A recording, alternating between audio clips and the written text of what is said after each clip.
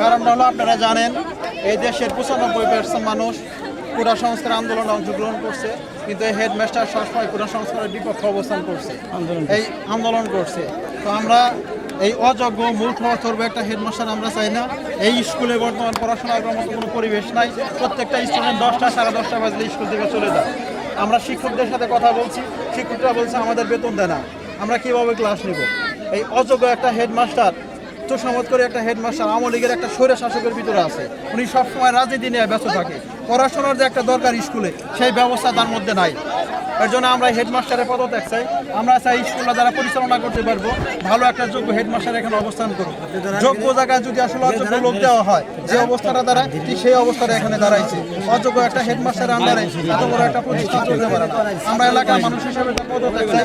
অনেক এলাকা থেকে আমার বাচ্চা কাচ্চা মানুষ পড়াশোনা করবো, এলাকা থেকে আমরা সুবিধা নিতে, কিন্তু যেখানে পড়াশোনা করে যদি স্টুডেন্ট যদি মানুষ না হতে পারে, এই দেশ কোনোদিন উন্নতি হবে না। কুত্তা শেখ হাসিনা ঠিকই বিদায় নিছে দেশ থেকে। কুত্তার যে কিছু বাচ্চাগুলো রেখে গেছে, তার ভিতরে এই মাস্টার হলো একজন। এরা আমরা পদত্যাগ চাই, এখান থেকে তারা বিদায় করতে হবে। আমরা বিদায় চাই। এই মুহূর্তে আমরা চাই হেডমাস্টার তার নিজের জ্ঞান যদি থাকে, ন্যূনতম যদি বিবেক বুদ্ধি থাকে, তার পদত্যাগ সেজন্য সে এখান থেকে পদত্যাগ করে চলে যায়। বেতন বেশি না, ছাত্র নেবেন না।